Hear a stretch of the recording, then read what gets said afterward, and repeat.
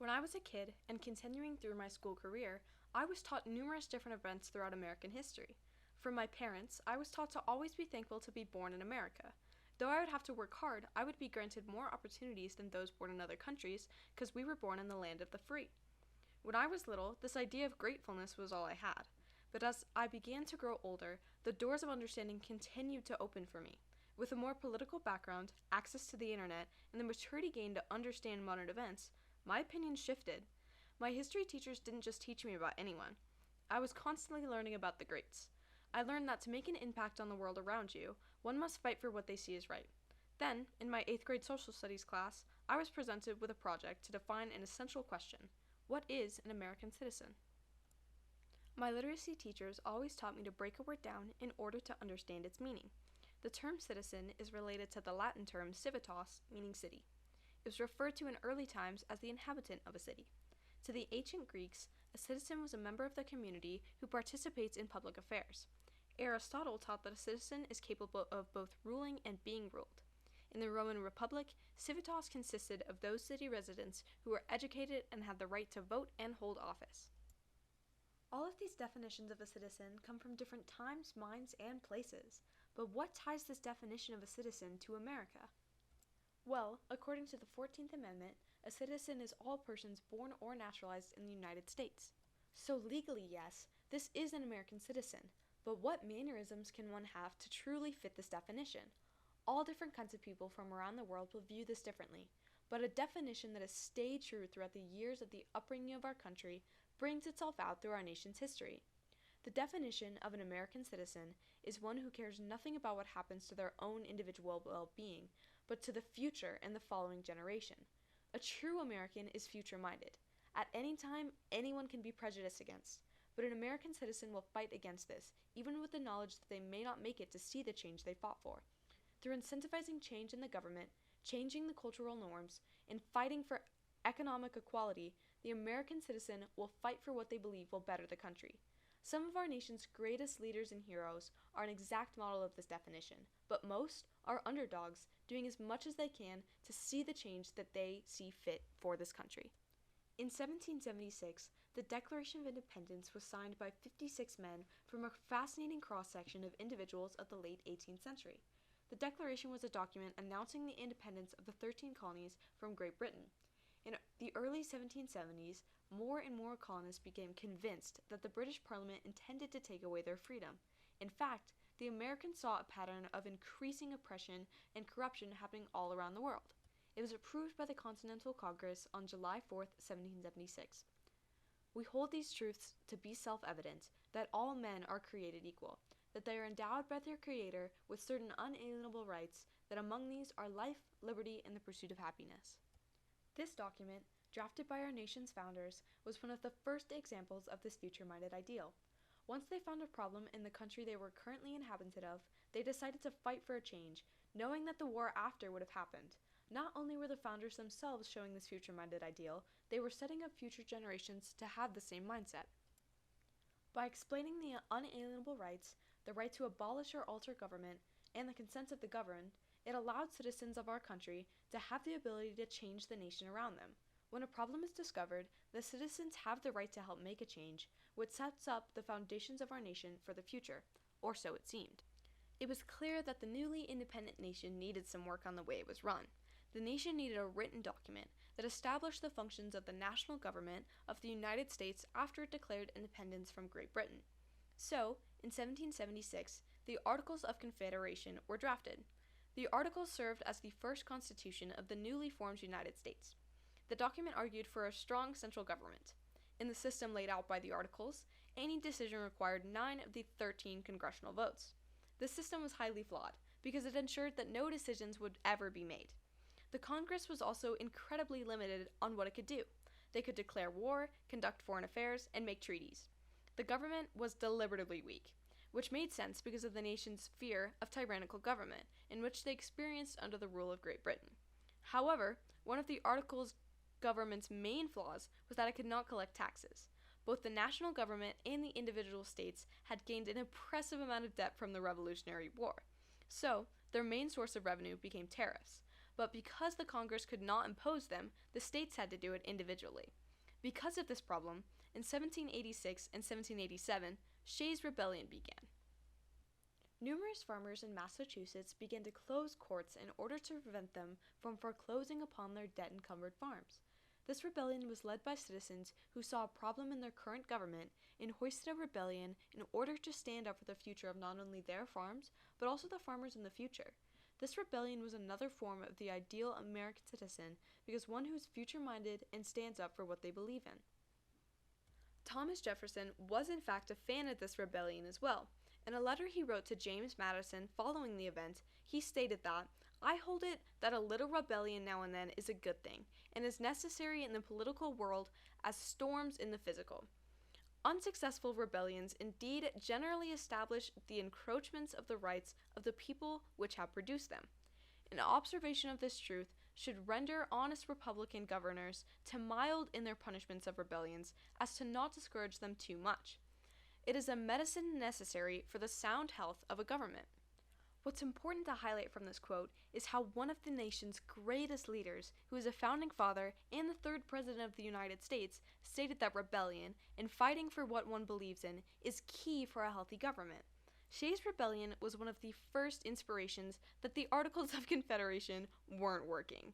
Because of the rebellion of these lower-class farmers, the elites of the nation soon realized that too much democratic liberty among the lower classes would threaten private property.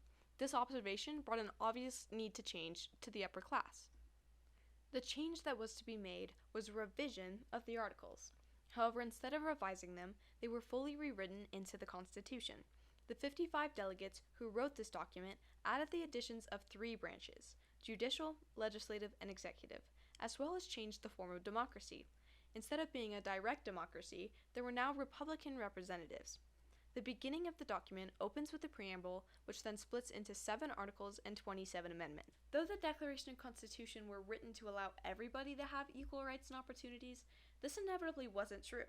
The Declaration stated that all men are created equal. The document failed to mention almost half the country: the women. Numerous women throughout the history of our country fought to see more social equality. Throughout American history and continuing in the modern day, women's rights are always being fought for to improve upon. In this early time of our country, women were simply seen as property. From protests to letters, women of the nation have fought for a change in their country in order to continue to improve upon the lives of women for several generations. This future mindset of change in the equality of women is one example that remained persistent throughout history on what an American citizen is.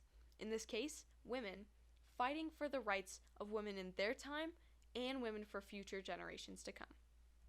One of the first fights for more recognition came from Abigail Adams, in which she wrote a letter to her husband John Adams, a congressman. She asked her husband to remember the ladies and any new laws he may create. She wrote, "I long to hear you say that you have declared an independency. And by the way, in the new code of laws, which I suppose it will be necessary for you to make, I desire you to remember the ladies, and be more generous and favorable to them than your ancestors. Do not put such unlimited powers in the hands of the husband. Remember that all men would be tyrants if they could. If particular care and attention is not paid to the ladies, we are determined to foment a rebellion, and will not hold ourselves bound by any laws in which we had no voice or representation." Abigail Adams wrote this letter with the hopes of changing what her future would look like and for the future of women all throughout the course of history. The last line of the quote is incredibly powerful. This is because she is stating that she, and all women, should not be expected to listen to the laws created in which they had no say of. Abigail Adams was an excellent example of an American citizen because she took the initiative to fight for what she believed in and wanted to improve upon not only the lives of herself, but women all around the nation. Nearly 150 years before the House of Representatives voted to pass the 19th Amendment, giving women the right to vote, Adams' letter was a private first step in the fight for equal rights for women. She was recognized and admired as a formidable woman in her own right. Another example of these future-minded women was Angelina Grimke, an ardent abolitionist writer and speaker, as well as a women's rights activist. Although raised on a slave-owning plantation, witnessing slavery's cruelties and her own experiences with the limitations of gender caused her to grow up to be the activist she was. Early on, Grimke and her sister Sarah taught few slaves how to read and held prayer meetings with others, despite their parents' admonitions against it. Grimke also sought to persuade her family to abandon slavery. She and her sister Sarah Grimke were among the first women to speak in public against slavery, defying gender norms and risking violence in doing so. Beyond ending slavery, their mission, which was highly radical for the time, was to promote racial and gender equality. In 1829, she joined Sarah in Philadelphia, where both became members of the Philadelphia Female Anti-Slavery Society. Grimke supported herself as a teacher, and in 1835 wrote a letter to William Lloyd Garrison, who is an abolitionist publisher. Without her consent, he printed this letter in his newspaper.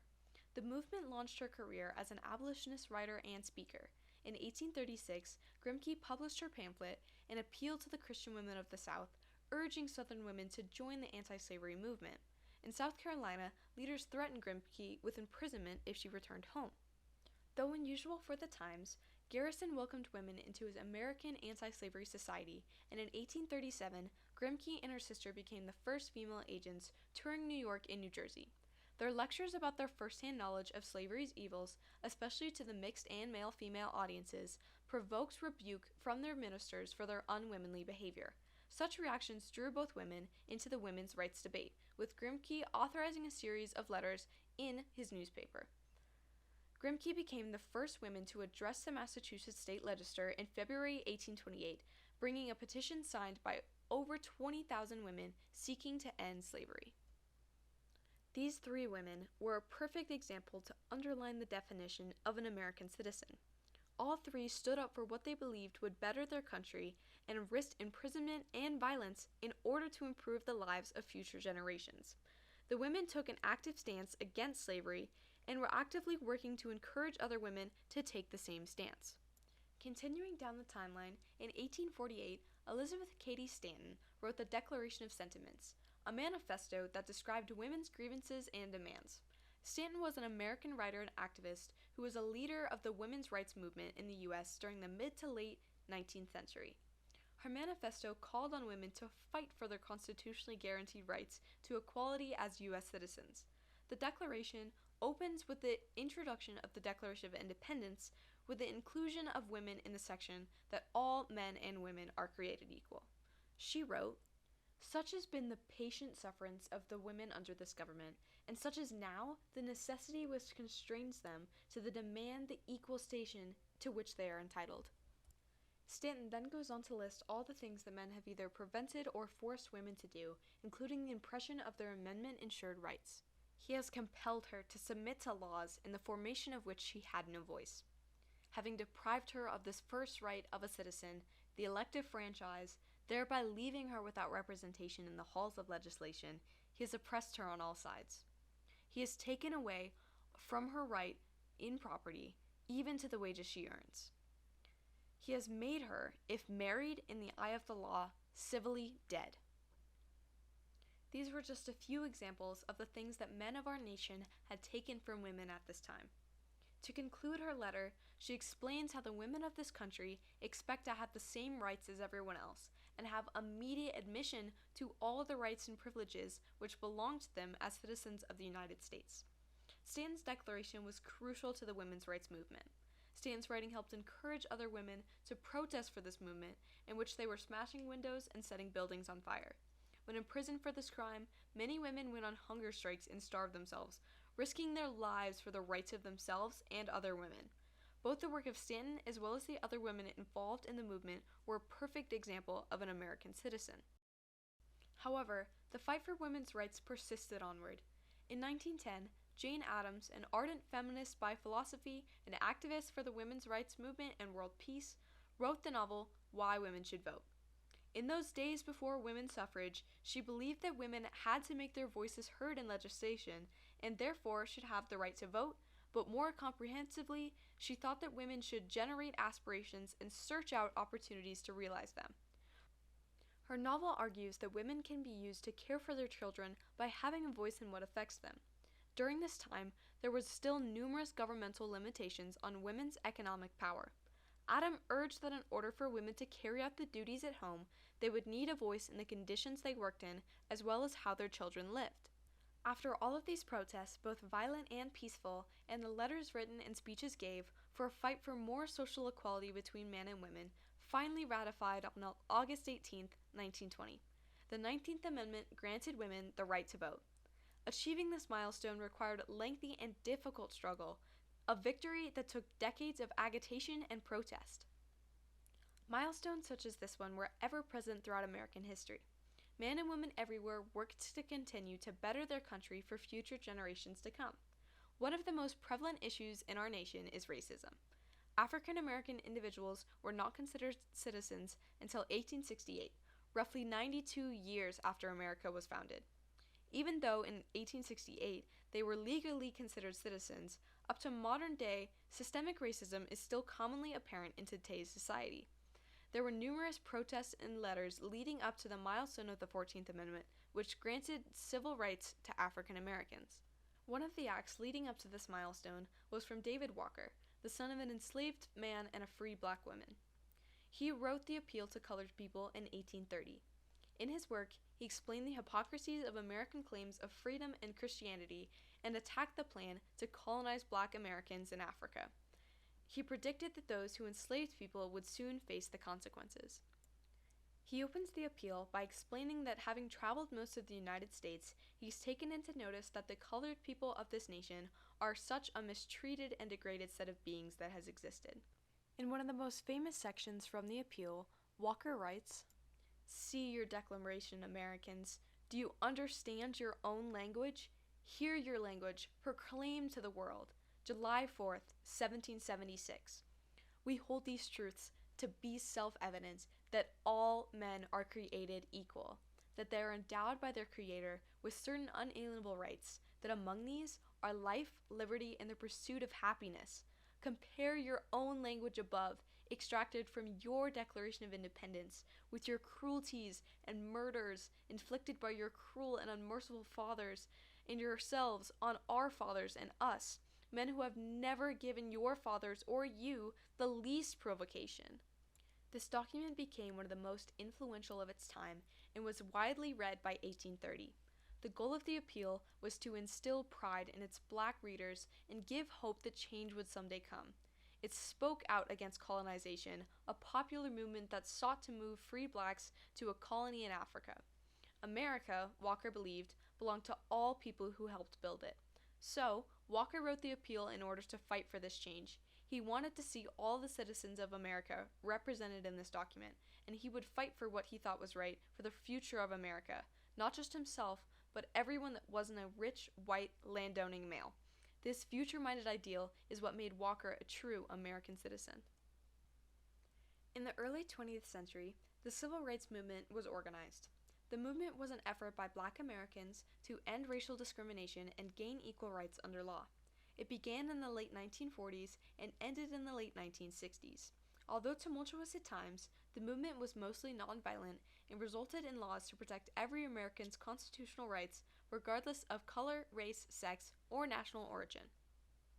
One of these events includes the Executive Order 9981 appointed by President Harry Truman, which ended segregation in the armed services, which occurred in 1948.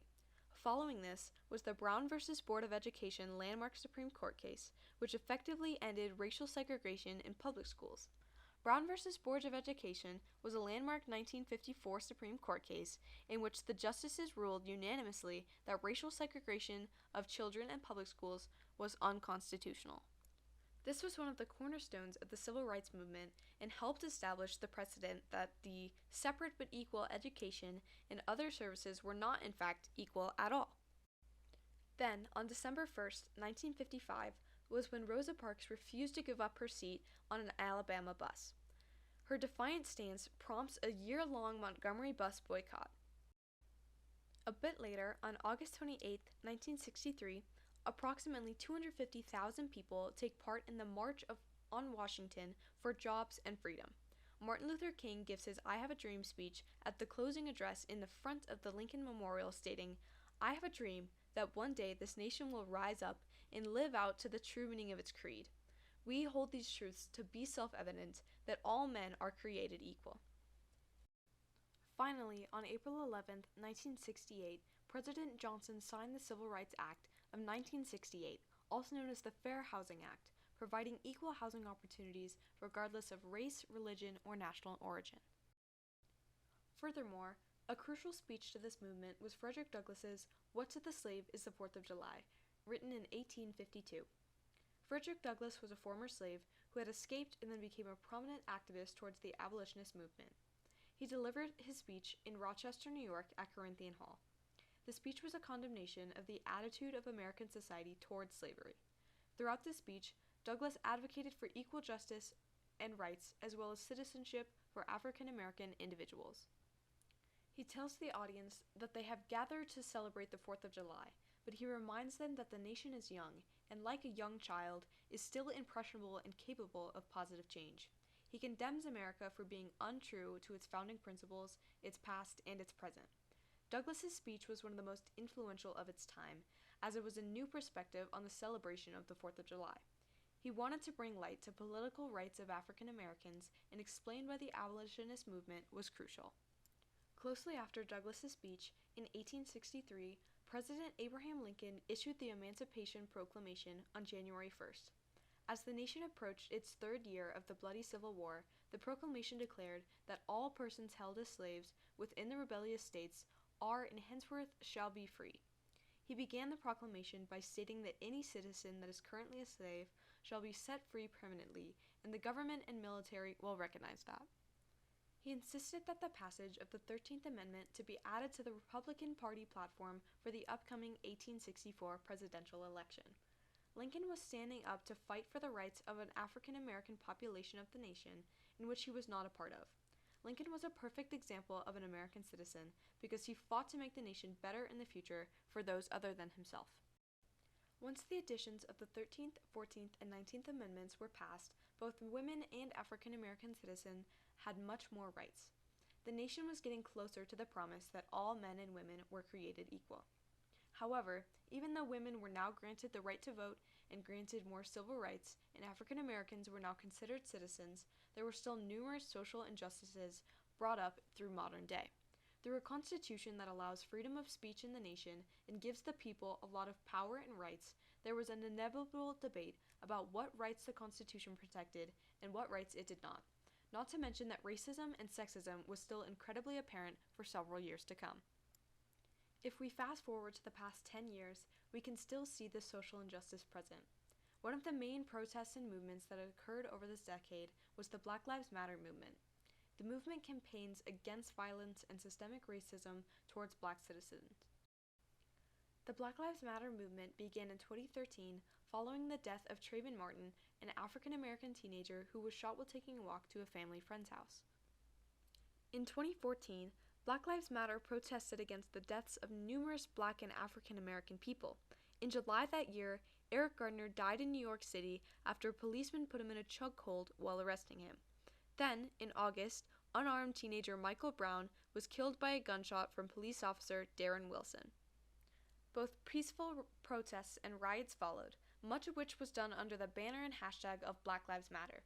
The following year saw another spate of Black people being killed by police officers in the USA, including Walter Scott, Freddie Gray, and Megan Hockaday. Major protests sparked at the end of May following the death of George Floyd in Minneapolis. A video showing a police officer kneeling on Floyd's neck went viral following his death. The still incredibly apparent systemic racism in our nation has truly brought itself forward in the past decade. However, we have the spark of the future-minded American citizen to continue to fight for justice for those who we have lost in the past 10 years, and for those who will continue to protest with the goal to improve the lives of African American citizens for future generations. One of the nation's problems that has been apparent throughout American history is the economic inequality between the citizens by gender. Obviously, in the 18th and 19th centuries, when women were not provided with the same rights as the men of the nation, they were making significantly less income. Though the gender wage gap probably dates back to the beginnings of civilization, it emerged as a political issue in the United States in the 1860s under the rallying cry of equal pay for equal work. Among the movement's most vigorous advocates were women's rights activists Susan B. Anthony and Elizabeth Cady Stanton, who made a case for the bridging the wage gap in their newspaper, The Revolution, and other works. Even when women of the nation were granted the right to vote, the gap persisted. The next major attempt to address the inequality on a national level came 2 decades later with the passage of the Equal Pay Act in 1963. It prohibited employers from paying male and female workers different wages for jobs that require the same amount of performance, skill, effort, and responsibility.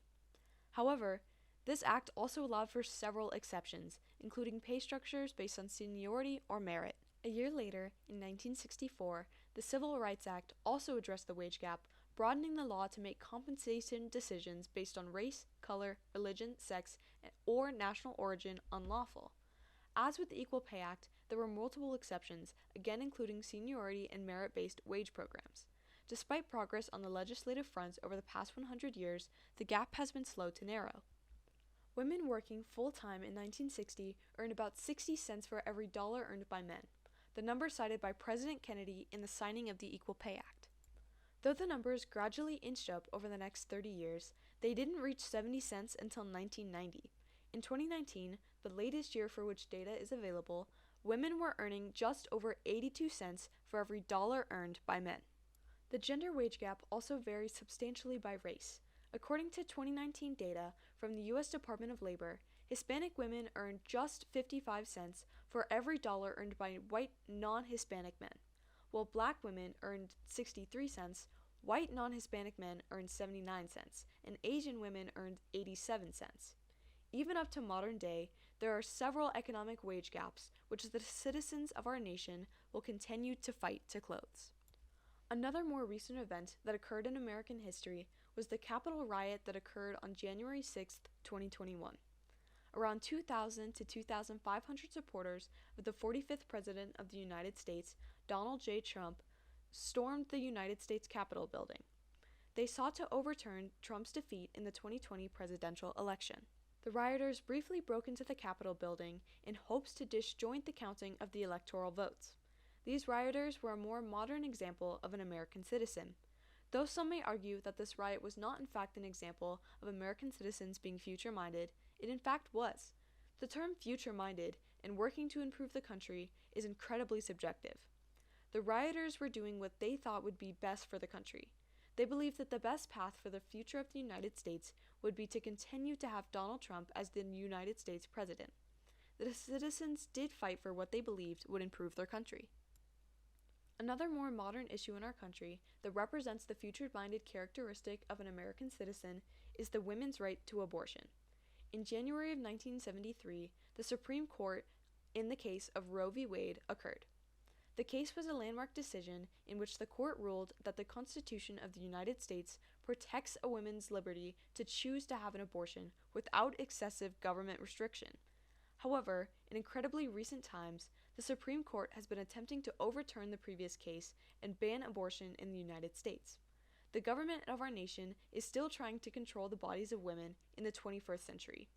Though women are now citizens and have mostly equal rights to the men of our nation, nevertheless, the sexism in our country is still apparent in modern day.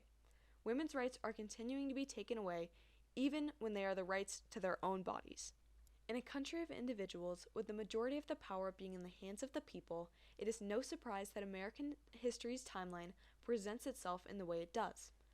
Culture will forever influence government, and by granting American citizens the right to free speech, riots, speeches for change, and protests will forever be present in our nation.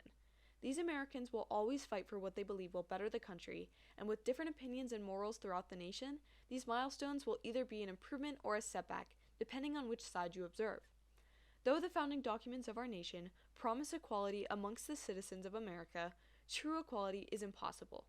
Not every individual is the same, and because of Americans' history, each citizen will never be presented in the same way as another. It is safe to assume that based on history, as well as current events, the American people will continue to fight for what they believe will better the country, as nothing can ever be truly perfect, and no one can ever be truly equal.